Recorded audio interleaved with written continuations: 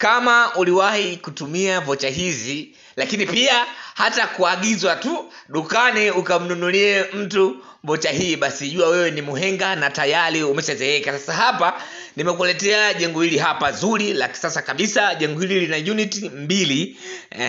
Unit mbili za maana sana, na kila unit ina chumba kimoja cha kulala, sebule, jiko pamoja na choo cha public.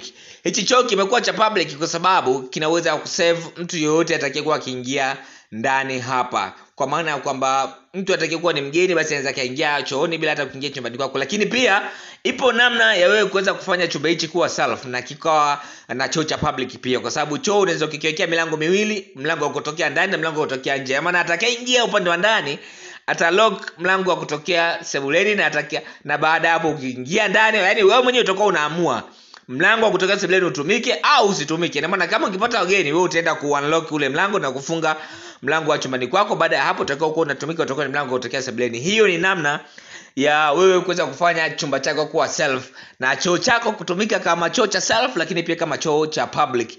Hili jengo lina mita 11 za upana na urefu wa mita 9, ikiwa na jumla ya bati 60 za futi 10 na mbao za kenchi hapo ni 120. Hili jengo linatumia jumla ya tofali za blocks 1800. Hizo ni takwimu fupi tu za hili jengo ambazo zinaweza kuelezea hili jengo kwa kifupi sana, lakini pia uweze kupata picha ya aina gani ya ujenzi utakaokuwa nao endapo utaamua kufanya maamuzi ya kujenga nyumba kama hii hapa. Kumbuka tu ya kwamba ramani kama hizi na zingine nyingi zote zinawekwa katika kurasa za Makazi Mpanda. Kwa hiyo unapokuwa umetembelea au umefollow channel hizi za Makazi Mpanda, na maana wewe unakuwa wa kwanza kupata ramani hizi hapa. Nimeanza kukuzungumzia wahenga wenzangu ambao kidogo wao walikuwa ni muda mrefu sana na waliweza kutumia vocha zile za Shiba Jelojelo kutoka Vodacom, na hao nimewatumia kama mfano of course. Lakini hata wewe ambaye upo umezaliwa ni mtoto 2000, basi unaweza ukajipanga ili baadaye watoto 2000 wenzio wasije kukusema kwamba wewe umeshakuwa muhenga na hauna chochote. Ukiangalia rangi zilizotumika hapa ni rangi za kawaida tu ambazo zinapatikana kokote kule, hata uwe kijiji gani rangi hizi unazipata. Angalia aina ya bati zilizotumika, sio kisingizio cha kwamba wewe uwezi. Hapana, yani hizi bati utazipata kokote kule, sio msauzi huu.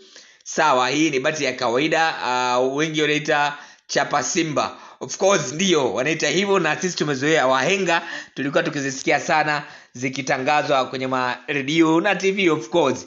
Sasa hii ramani unaweza kujenga katika kiwanja chako hata kama kiwanja kidogo, lakini kikiwa kikubwa sana unaweza ukajenga hata zaidi, kwa sababu kadri unavyozidi kuwekeza kwenye ramani za nyumba, unavyozidi kuwekeza kwenye majengo of course majengo ambayo yanajengwa kwa ramani of course, kwa sababu ndio yanakuwa na mvuto.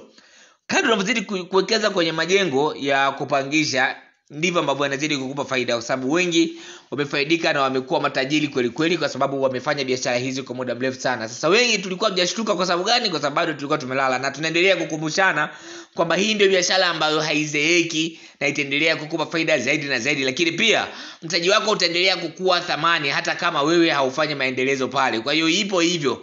Sawa, ndio maana unakuta kuna baadhi ya majengo yalijengwa yalikuwa mapya zamani, labda wanunuzi walishawishi kununua kwa milioni 1.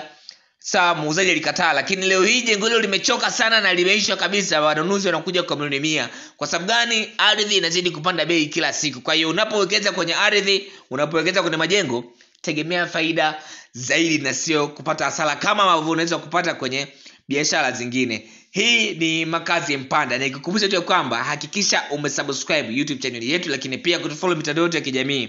Karibuni sana na asanteni kwa kunisikiliza.